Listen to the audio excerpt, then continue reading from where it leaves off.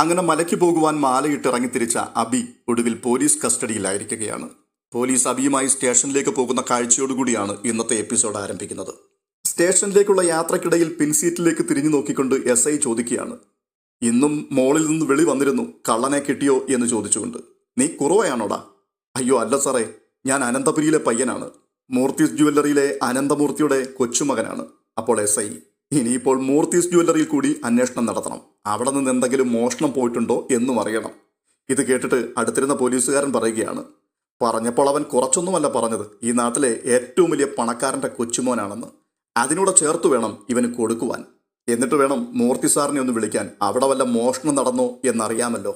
ഉടനെ ഭയന്നു വിറച്ചുകൊണ്ട് അബി പറയുകയാണ്, സാറേ സത്യമായിട്ട് ഞാൻ മിണ്ടാതിരിടാ, ഇനി ശബ്ദിച്ചാൽ ഇതിനകത്തിട്ട് ചവിട്ടി കൂട്ടുന്നില്ല ഞാൻ. ഈ നാട്ടിലും മറുനാട്ടിലും നടത്തിയ എല്ലാ മോഷണങ്ങളും നീ ഇന്ന് കുടഞ്ഞിട്ടണം, എല്ലാം മണി പോലെ പറഞ്ഞേ പറ്റൂ, അല്ലെങ്കിൽ നീ ഇനി ഒരിക്കലും എഴുന്നേറ്റ് നടക്കില്ല. ഇത് പറഞ്ഞുകൊണ്ട് പോലീസ് അതിവേഗം സ്റ്റേഷനിലേക്ക് ജീപ്പ് പായിച്ചു വിടുകയാണ്. തുടർന്ന് കാണുന്നത് നന്ദുവിനെതിരായി ഒരു പുതിയ കൊട്ടേഷൻ കൊടുക്കുവാൻ വേണ്ടി വേണു ഒരു ഗുണ്ടയുടെ അരികിൽ നിൽക്കുന്നതാണ്. നന്ദുവിൻ്റെ ഫോട്ടോ കണ്ടുകൊണ്ട് ആഹാ ഇത് കൊള്ളാലോ എന്ന് അയാൾ പറയുമ്പോൾ വേണു പറയുകയാണ്, കാഴ്ചയിൽ മാത്രമല്ല കായിക ബലത്തിലും ഇവൾ ഒട്ടും പിന്നിലല്ല, ഒറ്റയ്ക്ക് 4-5 ആണുങ്ങളെ അടിച്ചിടാനുള്ള കെൽപ്പ് ഇവൾക്കുണ്ട്, അത് മറക്കരുത്. അപ്പോൾ ഗുണ്ട ചോദിക്കുകയാണ്, ഇവളുടെ കാര്യം തന്നെയാണോ സാർ ഈ പറയുന്നത്? ആ അത് തന്നെ, മുൻപ് ഇവളെ തല്ലാൻ വേണ്ടി എൻ്റെ കയ്യിൽ നിന്നും പൈസ വാങ്ങിച്ച 4-5 എണ്ണം ഇവളുടെ കയ്യിൽ നിന്നും നല്ല തല്ലു വാങ്ങിയിട്ടാണ് ഓടിയത്. എൻ്റെ സാറേ, ഇവളൊരുത്തിയെ തല്ലി ഒതുക്കുവാൻ ഞാൻ മാത്രം മതി.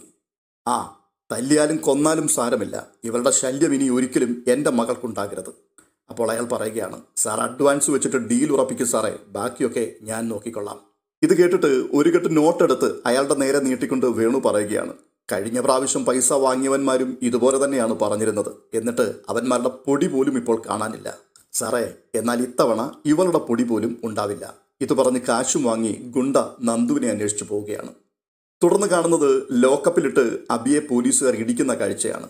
ആദ്യത്തെ ഇടി കൊണ്ടപ്പോൾ തന്നെ പറയുകയാണ്, സാറേ ഞാൻ നിരപരാധിയാണ് സാറേ. അപ്പോൾ SI, അതുകൊണ്ടാണ്ടാ പുറമെ പരിക്കുകളില്ലാത്ത രീതിയിൽ നിന്നെ ഒന്ന് തഴുകി വിടുന്നത്, കാരണം ഇനി നീ അനന്തമൂർത്തിയുടെ കൊച്ചുമകനാണെങ്കിൽ ഞങ്ങളങ്ങ് പെട്ടുപോത്തില്ലേ, ഇങ്ങോട്ട് നീങ്ങി നിൽക്കടാ എന്ന് പറഞ്ഞിട്ട് വീണ്ടും 4-5 എണ്ണം കൂടി അബിയുടെ വയറിനിട്ട് പൊട്ടിക്കുകയാണ് SI. എന്നിട്ട് പറയുകയാണ്, ഇപ്പോൾ കിട്ടിയ ഈ സ്പെഷ്യൽ അനന്തമൂർത്തിയെ പോലെയുള്ള ഒരു വലിയ മനുഷ്യന്റെ കൊച്ചുമകനാണ് എന്ന് നീ പറഞ്ഞതിനാണ്. മൂർത്തി സാർ ഇത് അറിഞ്ഞാൽ നിനക്ക് 2 എണ്ണം കൂടി തരാനേ പറയുകയുള്ളൂ, എന്നാലും കള്ളം പറയുമ്പോൾ ഒരു മയത്തിലൊക്കെ പറയണ്ടടാ.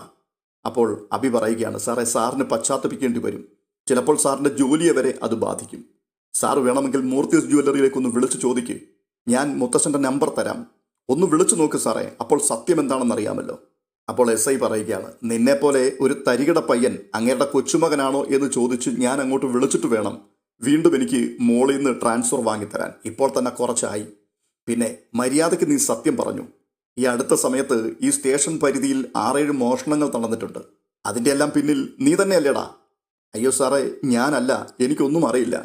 എടാ നീ കുറ്റമേറ്റാൽ മാത്രം പോരാ, നിന്റെ കൂട്ടാളികളെയും കാണിച്ചു തരണം, അതുവരെ ഈ കലാപരിപാടികൾ തുടരും. ഇത് പറഞ്ഞിട്ട് വീണ്ടും 5-6 എണ്ണം കൂടി അബിക്ക് കൊടുത്തിട്ട് ലോക്കപ്പിൻ്റെ മൂലയിലേക്ക് SI അയാളെ ചവിട്ടി കൂട്ടുകയാണ്. ഇടികൊണ്ടുകൊണ്ട് ഒരു മൂലയ്ക്ക് ചുരുണ്ടുകൂടിയിരുന്ന് എൻ്റെ അയ്യപ്പസ്വാമിയെ രക്ഷിക്കണേ എന്ന് പറഞ്ഞ് നിലവിളിക്കുന്ന അബിയെയാണ് കാണുന്നത്. തുടർന്ന് ദേവയാനി അനന്തപുരി തറവാടിൻ്റെ വലിയ ഹാളിൽ ഇരുന്നു കൊണ്ട് മുത്തശ്ശനും മുത്തശ്ശിയും പറഞ്ഞ കാര്യങ്ങളെക്കുറിച്ചൊക്കെ വല്ലാതെ ചിന്തിക്കുകയാണ്. വിഷമുള്ളിൽ ചെന്ന് ആശുപത്രി കിടക്കയിൽ അഭയം പ്രാപിച്ച സമയത്ത് തന്നെ കാണുവാൻ തൻ്റെ അരികിലേക്ക് ആദർശിനൊപ്പം ചെന്ന നയനെ കണ്ടുകൊണ്ട്, എനിക്ക് ആരുടെയും ന്യായീകരണം കേൾക്കണ്ട, ദയവ് ചെയ്ത് ഇവളോടൊന്ന് പോകാൻ പറ.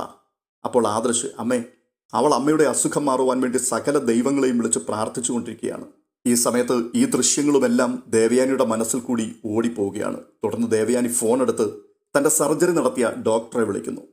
ഡോക്ടർ ആ സമയത്ത് ഡ്രൈവിങ്ങിലാണ്. വണ്ടി സൈഡിൽ ഒതുക്കിയിട്ട് ഡോക്ടർ ഫോൺ എടുത്ത് ഹലോ പറയുമ്പോൾ, ഞാൻ ദേവയാനിയാണ് എന്ന് മറുതലയ്ക്കലെ ശബ്ദം. മനസ്സിലായി, എന്തെങ്കിലും അവശതയുണ്ടോ എന്ന് ചോദിക്കുമ്പോൾ ഇല്ല, പക്ഷേ എൻ്റെ മനസ്സിന് ചെറിയൊരു പ്രോബ്ലം ഉണ്ട്. എന്തുപറ്റി?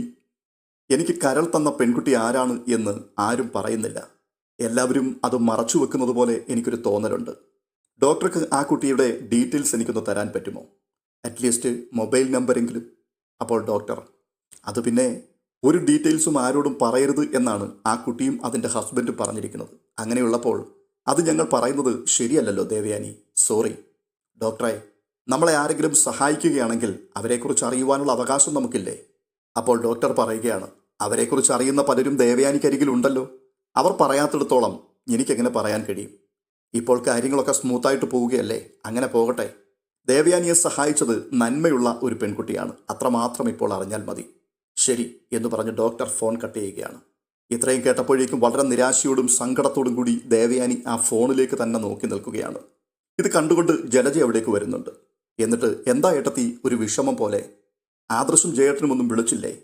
ആ, അവരൊക്കെ വിളിച്ചിരുന്നു. അല്ല, എന്നെ സഹായിച്ച ആ പെൺകുട്ടി ആരാണ് എന്ന് നിങ്ങൾക്കാർക്കും അറിയില്ലേ?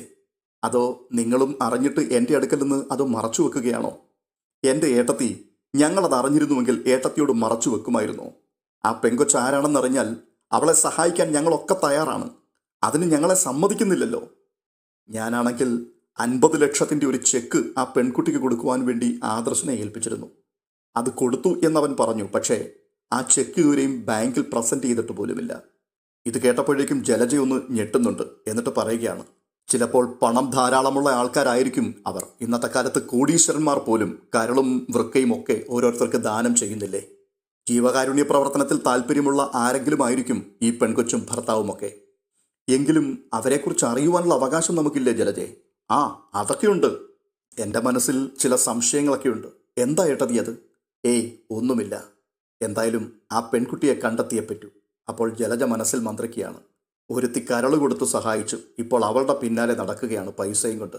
ആവശ്യക്കാർക്ക് ഒരൊറ്റ പൈസ കൊടുക്കില്ല. എന്നിട്ട് പെട്ടെന്ന്, ഏട്ടത്തി എന്തെങ്കിലും കുടിക്കാൻ വേണോ? ഏയ്, ഒന്നും വേണ്ട ഇപ്പോൾ. ഉടനെ ജലജ അവിടെ നിന്ന് നടന്നു നീങ്ങുകയാണ്. വീണ്ടും ദേവയാനിയുടെ മനസ്സ് കഴിഞ്ഞ കാലങ്ങളിലേക്ക് സഞ്ചരിക്കുകയാണ്. ആശുപത്രിയിൽ കിടന്നുകൊണ്ട് താൻ പറയുകയാണ്, ഒരു കാരണവശാലും അവളെ ഇവിടേക്ക് കടത്തിവിടരുത്. അവൾ വന്നാൽ എൻ്റെ രോഗം കൂടും. ഇത് ജയനോടാണ് താൻ പറയുന്നത്. അപ്പോൾ ജയൻ പറയുകയാണ്, എന്താണ് ദേവയാനി നീ ഇങ്ങനെയൊക്കെ പറയുന്നത്? നയനെ നീ വെറുക്കും തോറും അത് നിനക്ക് ഗുണമല്ല, ദോഷമാണ് ഉണ്ടാക്കുന്നത്. ജയേട്ട, എന്നെ ഈ അവസ്ഥയിലെത്തിച്ചത് അവളാണ്. എന്നിട്ടും നിങ്ങളെല്ലാവരും കൂടി എന്തിനാണ് അവളെ ഇങ്ങനെ സപ്പോർട്ട് ചെയ്യുന്നത്? എന്തിനാണ് അവളെ ഇങ്ങനെ സപ്പോർട്ട് ചെയ്യുന്നത് എന്ന് ഇപ്പോൾ നിനക്ക് പറഞ്ഞാൽ മനസ്സിലാവില്ല. അവളെപ്പോലെ നന്മയുള്ള ഒരു മരുമകളെ കിട്ടിയത് നിന്റെ ഭാഗ്യമാണ്. ഈ വാക്കുകളൊക്കെ വീണ്ടും വീണ്ടും ദേവയാനിയുടെ കാതുകളിൽ അങ്ങനെ അലയടിക്കുകയാണ്. അതെ, തനിക്ക് കരൾ നൽകിയത് നയന തന്നെയാണ് എന്ന ഏകദേശ ധാരണയിലേക്ക് ദേവയാനി എത്തിത്തുടങ്ങുന്നു. ഇനിയിപ്പോൾ അതിൻ്റെ ഒരു സ്ഥിരീകരണം മാത്രമേ ആവശ്യമുള്ളൂ. തുടർന്ന് കാണുന്നത് മല ചവിട്ടിയതിനു ശേഷം അനന്തപുരിയിലെ അയ്യപ്പന്മാർ അബിയെ അന്വേഷിച്ച പഴയ ക്ഷേത്രത്തിലേക്ക് മടങ്ങിയെത്തുന്നതാണ്. അവിടെ എങ്ങും അബിയെ കാണുന്നില്ല. അവൻ എവിടെ പോയി ഒന്ന് വിളിച്ചു നോക്കാം എന്ന് പറഞ്ഞ് ജയൻ ഫോണെടുത്ത് വിളിക്കുകയാണ്. അപ്പോൾ അജയൻ പറയുന്നു, ചേട്ടാ, അവൻ ഒരിടത്തും അധിക സമയം അടങ്ങിയിരിക്കുന്ന സ്വഭാവക്കാരനല്ല. എവിടെയെങ്കിലും കറങ്ങി നടക്കുന്നുണ്ടാവും. ഇവിടെ തന്നെ ഇരിക്കണമെന്ന് നമ്മൾ അവനോട് പറഞ്ഞതല്ലേ എന്ന് ജയൻ ചോദിക്കുമ്പോൾ, പറഞ്ഞാൽ കേട്ടിരുന്നെങ്കിൽ എത്ര നന്നായിരുന്നേനെ എന്ന് ആദർശ്. ആ സമയത്ത് അവിടെ കണ്ട ഒരാളിനോട് ജയൻ ചോദിക്കുന്നുണ്ട്, ചേട്ടാ, ഞങ്ങൾക്കൊപ്പം വന്ന ഒരാളിൻ്റെ കാലു വയ്യാത്തത് കൊണ്ട് ഞങ്ങൾ അവനെ ഇവിടെ ഇരുത്തിയിട്ടാണ് പോയത്. പക്ഷേ ഇപ്പോൾ ഞങ്ങൾ മടങ്ങി വരുമ്പോൾ അവനെ കാണുന്നില്ല. ഇവിടെയെങ്ങും അങ്ങനെ ഒരാളിനെ കണ്ടില്ലല്ലോ. ആട്ടെ, ഫോട്ടോ എന്തെങ്കിലും ഉണ്ടോ എന്ന് അയാൾ ചോദിക്കുമ്പോൾ ഉടനെ ജയൻ അബിയുടെ ഫോട്ടോ മൊബൈൽ ഫോണിൽ അയാളെ കാണിക്കുന്നുണ്ട്. ഫോട്ടോ നോക്കിയിട്ട് അയാൾ പറയുകയാണ്, ഇങ്ങനെ ഒരാൾ ഈ പരിസരത്ത് എങ്ങും വന്നിട്ടില്ല. അങ്ങനെ പറഞ്ഞാൽ എങ്ങനെയാ ചേട്ടാ? അവനെ ഞങ്ങൾ ഇവിടെ ഇരുത്തിയിട്ടാണല്ലോ പോയത് എന്ന് അജയൻ. എങ്കിൽ പിന്നെ ഒരു കാര്യം ചെയ്യ്, ഇവിടെ അടുത്ത് ഒരു തട്ടുകടയുണ്ട്, നല്ല ചായ കിട്ടും അവിടെ.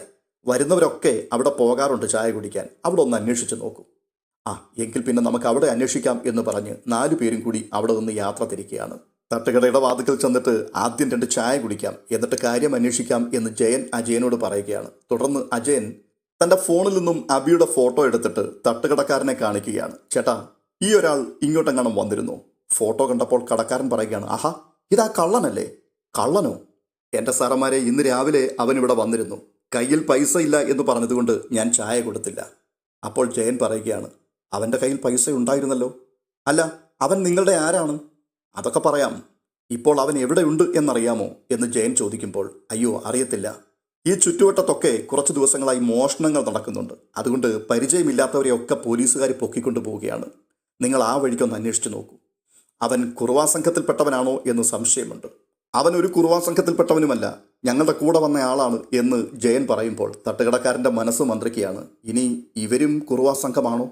എന്നിട്ട് പെട്ടെന്ന് അയാൾ ചോദിക്കുകയാണ്, അല്ല സാറന്മാരെ, ചായയൊക്കെ ഓർഡർ ചെയ്തല്ലോ, പൈസ കയ്യിലുണ്ടോ? അപ്പോൾ ജയൻ, ഇല്ലടൂ, പൈസ കയ്യിലില്ല, തൻ്റെ ചായയും ഞങ്ങൾക്ക് വേണ്ട, വാടാ പോകാം എന്ന് പറഞ്ഞ് പുറകിലേക്ക് നടക്കുകയാണ്. തുടർന്ന് അനന്തപുരിയിലെ മൂർത്തി സാറിനെയും വസുന്ധരയെയും ദേവയാനിയെയും ജലജയും ഒക്കെയാണ് കാണിക്കുന്നത്. ഭക്ഷണമേശയ്ക്ക് ചുറ്റുമിരിക്കുകയാണ് 4 പേരും. അപ്പോൾ മൂർത്തി സാർ ജലജയോട്, മക്കൾ മലയ്ക്ക് പോകുവാൻ മാലയിട്ടാൽ അമ്മമാർ മറ്റുള്ളവരെ പഴിച്ചും പരദൂഷണം പറഞ്ഞും നടക്കരുത്. മക്കൾക്ക് നല്ലത് പറഞ്ഞു കൊടുക്കണം, അവരെ കൊണ്ട് നല്ലത് ചെയ്യിക്കണം. ഉടനെ ജലജ, ഞാൻ എന്ത് ചെയ്തെന്നാണ് അച്ഛനീ പറയുന്നത്? ഇത് കേട്ടിട്ട് വസുന്ധര മുത്തശ്ശി പറയുകയാണ്, നീയും നിന്റെ മകനും എന്താണ് ചെയ്തത് എന്ന് ഭഗവാൻ മനസ്സിലാക്കിയിട്ടുണ്ട്. അതുകൊണ്ടാണ് അവന് മാത്രം മല ചവിട്ടാൻ പറ്റാത്തത്. അമ്മേ, ഇതുവരെ ഇങ്ങനെയൊന്നും സംഭവിച്ചിട്ടില്ലല്ലോ ഇവിടെ. അവൻ്റെ കല്യാണത്തിന് ശേഷം ആദ്യമായിട്ട് അവൻ മല ചവിട്ടിയപ്പോൾ അവൻ ഇങ്ങനെയൊക്കെ സംഭവിച്ചിട്ടുണ്ടെങ്കിൽ അതിൻ്റെ കാരണക്കാരി അവൻ്റെ ഭാര്യ തന്നെയാണ്. വീട്ടിലെ ആണുങ്ങൾ മാലയിട്ടതിന് ശേഷമാണ് ഇവിടെ അത്യാഹിതങ്ങൾ കൂടുതലുണ്ടായത്, ഏട്ടത്തിക്കുൾപ്പെടെ. കയറി വരുന്ന മരുമക്കളുടെ മനസ്സ് ശരിയല്ല. അതുകൊണ്ടാണ് വീട്ടിനകത്ത് അനർത്ഥങ്ങൾ വിരുന്നു വന്നുകൊണ്ടിരിക്കുന്നത്. ഇത് കേട്ടുകൊണ്ട് ജാനകി അവിടേക്ക് വരുന്നുണ്ട്. അപ്പോൾ ജാനകി പറയുകയാണ്, അങ്ങനെ എല്ലാ മരുമക്കളെയും കുറ്റപ്പെടുത്തേണ്ട കാര്യമൊന്നുമില്ല ജലജെ. ഇവിടേക്ക് അന്തസ്സായി കയറി വന്ന ഒരാളുണ്ട്. ഈ കുടുംബത്തിൻ്റെ നിലയ്ക്കും വിലയ്ക്കും അനുസരിച്ച് കയറി വന്ന എൻ്റെ മരുമകൾ. അവളെ മറ്റുള്ളവരുടെ കൂട്ടത്തിൽ കൂട്ടണ്ട. എന്നിട്ടോ പിണങ്ങിപ്പോയ അനാമിക മോളെ വിളിച്ചുകൊണ്ടുവരുവാൻ ഇവിടെ ആരുമില്ല.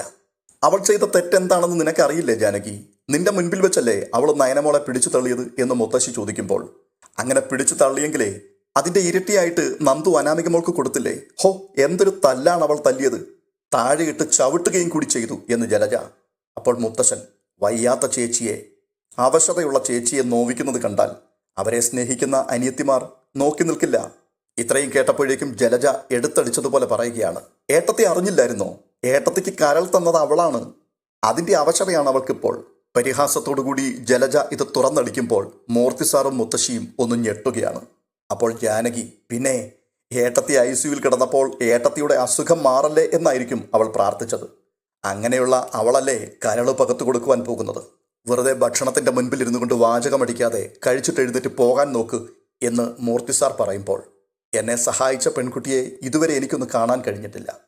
അവൾക്ക് കൊടുത്ത ചെക്ക് ഇതുവരെ ബാങ്കിൽ പ്രസൻറ്റ് ചെയ്തിട്ടുമില്ല എന്ന് വീണ്ടും ദേവയാനി. അവർക്ക് പണം ആവശ്യമില്ലെന്ന് പറഞ്ഞില്ലേ ദേവയാനി എന്ന് മുത്തശ്ശി. ആയിക്കോട്ടെ, അത്രയും നല്ല മനസ്സുള്ള ആൾക്കാരെ ഞാൻ കാണുന്നതിൽ എന്താണമ്മേ തെറ്റ്? ആ കുട്ടിയെ എന്തിനാണ് എല്ലാവരും കൂടി എൻ്റെ മുൻപിൽ മറച്ചു വെക്കുന്നത് എന്ന ദേവയാനിയുടെ ചോദ്യത്തിന്, ആ കുട്ടിയും ആ കുട്ടിയുടെ ഹസ്ബൻഡും സ്ഥലത്തില്ലെന്ന് ആദർശ് നിന്നോട് പറഞ്ഞില്ലേ എന്ന് മുത്തശ്ശൻ പറയുമ്പോൾ, എൻ്റെ ഏട്ടത്തി, അത്തരം നല്ല മനസ്സുള്ള പെൺകുട്ടികളായിരുന്നു ഈ കുടുംബത്തിൻ്റെ മരുമക്കൾ ആകേണ്ടത്. അവരെ കാണുന്നത് കൊണ്ടും സഹായിക്കുന്നത് കൊണ്ടും ഒരു കുഴപ്പവുമില്ല. അല്ലാതെ കുടുംബത്തെ സഹായിക്കാത്ത നമ്മുടെ മരുമക്കളുടെ പിന്നാലെ പോകാതിരിക്കുന്നതാണ് നല്ലത് എന്ന് ജലജ പറയുമ്പോൾ മുത്തശ്ശൻ പ്രതികരിക്കുകയാണ്, നയനമോൾ കുടുംബത്തോട് കാണിക്കേണ്ട സ്നേഹമൊക്കെ കാണിക്കുന്നുണ്ട്. ദേവയാനിയെ സഹായിക്കേണ്ട ഒരു സാഹചര്യം വന്നാൽ മാറി നിൽക്കുന്ന പ്രകൃതക്കാരിയല്ല നയനമോൾ. ആദർശ് നയനയെ കല്യാണം കഴിച്ച ശേഷം ആ കുട്ടി നിന്നെ അമ്മായിയമ്മയായിട്ടല്ല കണ്ടത്, സ്വന്തം അമ്മയായിട്ട് തന്നെയാണ്. അപ്പോൾ മുത്തശ്ശി പറയുകയാണ്, ഇതൊക്കെ നീ എന്നെങ്കിലും മനസ്സിലാക്കും ദേവയാനി. അപ്പോൾ വീണ്ടും മുത്തശ്ശൻ, അതുകൊണ്ട് തന്നെയാണ് ആരോടും ചോദിക്കാതെ ഞാനും ഇയാളും കൂടി നയനമോളെ കാണാൻ പോയതും മോൾക്ക് സ്വർണം കൊടുത്തതും. അതിന് ഇവിടെ പലർക്കും ദേഷ്യമുണ്ട് എന്ന് ഞങ്ങൾക്കറിയാം. അതൊന്നും ഞങ്ങൾ കാര്യമാക്കുന്നില്ല. നിങ്ങൾ രണ്ടാളും മരുമക്കളായി ഇവിടെ കടന്നു വന്നവരാണ്. അതിനുശേഷമാണ് നവ്യയും നയനയും അനാമികയും ഒക്കെ ഇവിടേക്ക് വന്നത്. എൻ്റെ കാഴ്ചപ്പാടിൽ അനന്തപുരി തറവാടിൻ്റെ യശസ് ഏറ്റവും അധികം ഉയർത്തിപ്പിടിച്ചത് നയനമോളാണ്. ഞാൻ ഫുൾ മാർക്ക് കൊടുക്കുന്നതും നയനമോൾക്ക് തന്നെയാണ്. അതിപ്പോൾ ഇവിടെ ആർക്ക് എന്ത് തോന്നിയാലും. തുടർന്ന് കാണിക്കുന്നത് അബി കിടക്കുന്ന ലോക്കപ്പാണ്. ലോക്കപ്പ് തുറന്നുകൊണ്ടൊരു പോലീസുകാരൻ വാടാ എന്ന് പറഞ്ഞ് വിളിക്കുകയാണ്. അബിയെ അന്വേഷിച്ചിറങ്ങിയ അജയനും ജയനും ആദർശും അനിയും ഒക്കെ ഇപ്പോൾ പോലീസ് സ്റ്റേഷനിൽ എത്തിയിട്ടുണ്ട്. SIയുടെ മുറിയിലിരിക്കുന്ന അവരുടെ മുൻപിലേക്ക് അവശനായിട്ട് ഇറങ്ങി വരികയാണ് അബി. അവരെ കണ്ടിട്ട് അബി പറയുകയാണ്, മോഷണക്കുറ്റം ചുമത്തി തല്ലി അവശനാക്കി എന്നെ ഇതിനകത്ത് കയറ്റിയിട്ടതാണ്. ഞാൻ അനന്തപുരിയിലെ കൊച്ചുമകനാണ് എന്ന് പറഞ്ഞു. അപ്പോൾ അതിൻ്റെ പേരിലും എന്നെ ഒരുപാട് തല്ലി. ഞാൻ പറയുന്നതൊക്കെ കള്ളമാണ് എന്നായിരുന്നു പറഞ്ഞത്. ഉടനെ ജയൻ SIയോട് ചോദിക്കുകയാണ്, എന്താണ് സാറേ ഇത്? നിരപരാധികളെ പിടിച്ചുകൊണ്ടുവന്ന് നിങ്ങളുടെ കൈത്തരിപ്പ് മാറ്റുകയാണോ? അപ്പോൾ SI, ഈ പരിസരത്ത് കുറേ ദിവസങ്ങളായി ഒരുപാട് മോഷണങ്ങൾ നടക്കുന്നുണ്ട്. CCTVയിൽ പതിഞ്ഞ കള്ളൻ്റെ ദൃശ്യവുമായി ഈ പയ്യൻ്റെ മുഖത്തിന് നല്ല സാമ്യമുണ്ട്. പിന്നെ ഞാൻ പറഞ്ഞല്ലോ, ഹോട്ടലിൽ കയറി ഭക്ഷണം കഴിച്ചിട്ട് പൈസ കൊടുക്കാതെ മുങ്ങുവാനും ശ്രമിച്ചു. അതും സംശയത്തിനിടയാക്കി. അപ്പോൾ അബി പറയുകയാണ് SIയോട്, ഞാൻ നിരപരാധിയാണെന്നും ഞാൻ പറഞ്ഞത് സത്യമാണെന്നും ഇപ്പോഴെങ്കിലും നിങ്ങൾക്ക് മനസ്സിലായല്ലോ. തുടർന്ന് ഇത് കേസാക്കണം അമ്മാവ എന്ന് ജയന്റെ മുഖത്ത് നോക്കി പറയുകയാണ്. അപ്പോൾ ആദർശ്, കേസാക്കേണ്ടതാണ്, പക്ഷേ ഹോട്ടലിൽ കയറി ഭക്ഷണം കഴിച്ചിട്ട് പൈസ കൊടുക്കാതെ പോകുന്നത് തെറ്റല്ലേ? അത് നിങ്ങളൊക്കെ മടങ്ങി വരുമ്പോൾ കൊടുക്കാമെന്ന് ഞാൻ പറഞ്ഞതാണ്. അതെങ്ങനെയാണ് ഹോട്ടലുകാർ വിശ്വസിക്കുന്നത് എന്ന് അജയൻ ചോദിക്കുമ്പോൾ, ഇതൊക്കെ അയ്യപ്പസ്വാമി നിനക്ക് തന്ന ശിക്ഷയാണ്. ഇതിൻ്റെ പേരിൽ ഇനി ഇപ്പോൾ വഴക്കിനും കേസിനും ഒന്നും പോകണ്ട. എന്നിട്ട് നിങ്ങൾ ചെയ്തതൊട്ടും ശരിയായില്ല. ഒരാൾ തൻ്റെ ഐഡന്റിറ്റി വെളിപ്പെടുത്തുമ്പോൾ അതേക്കുറിച്ച് ഒന്ന് അന്വേഷിക്കാനുള്ള സാമാന്യ മര്യാദയെങ്കിലും നിങ്ങൾ പോലീസുകാർ കാണിക്കണം എന്ന് ജയൻ SIയോട് പറഞ്ഞപ്പോൾ, സോറി സാർ, സാഹചര്യം അങ്ങനെ ആയതുകൊണ്ടാണ് ഞങ്ങൾക്ക് പോലീസ് മുറ എടുക്കേണ്ടി വന്നത്. അപ്പോൾ അജയൻ, സാറേ അതിനിങ്ങനെയൊക്കെ തല്ലിച്ചതയ്ക്കണോ? ഞാൻ പറഞ്ഞതായിരുന്നു മലയ്ക്ക് പോയവർ ഉടൻ മടങ്ങി വരുമെന്ന്. അപ്പോൾ തൊണ്ടി മുതൽ എവിടെയെന്ന് ചോദിച്ചുകൊണ്ടായിരുന്നു എന്നെ തല്ലിയത് എന്ന് വീണ്ടും അബി പറയുമ്പോൾ, ആ ശരി ശരി വാ പോവാം എന്ന് പറഞ്ഞ് ജയൻ SIയോട് പറയുകയാണ്, ഇനിയെങ്കിലും സംശയത്തിന്റെ നിഴലിൽ ആരെയെങ്കിലും കസ്റ്റഡിയിലെടുത്താൽ അവരോട് ഇങ്ങനെയൊന്നും പെരുമാറരുത്. തുടർന്ന് അബിയോട് നടക്കെന്ന് പറഞ്ഞ് എല്ലാവരും കൂടി പോലീസ് സ്റ്റേഷനിൽ നിന്നും പുറത്തേക്ക് ഇറങ്ങുകയാണ്. പുറത്തിറങ്ങിയ ശേഷം ജയൻ അബിയോട് പറയുകയാണ്, നമുക്ക് വേണമെങ്കിൽ ഇത് കേസാക്കാമായിരുന്നു, ആ SIയുടെ ജോലിയും കളയാമായിരുന്നു. എന്നാൽ ഭഗവാൻ ആ SIയുടെ രൂപത്തിൽ വന്ന് നിനക്ക് തരേണ്ടത് തന്നതാണ്. ഇത്രയും കേട്ടപ്പോഴേക്കും പെട്ടെന്നൊരു ബോധോദയമുണ്ടായതുപോലെ അബി ഞെട്ടിത്തരിച്ച് ജയന്റെ മുഖത്തേക്ക് നോക്കി നിൽക്കുകയാണ്. ഇന്നത്തെ എപ്പിസോഡ് ഇവിടെ അവസാനിക്കുന്നു. അടുത്ത എപ്പിസോഡിന്റെ വിവരണവുമായി വീണ്ടും നാളെ കാണാം. ഈ എപ്പിസോഡിന്റെ വിവരണങ്ങൾ നിങ്ങൾക്ക് ഇഷ്ടപ്പെട്ടുവെങ്കിൽ വീഡിയോ ലൈക്ക് ചെയ്യുകയും ഒപ്പം ഇതുവരെയും ചാനൽ സബ്സ്ക്രൈബ് ചെയ്തിട്ടില്ലാത്തവർ സബ്സ്ക്രൈബ് ചെയ്യുകയും ചെയ്യണമെന്ന് പ്രത്യേകം ഓർപ്പിക്കുന്നു.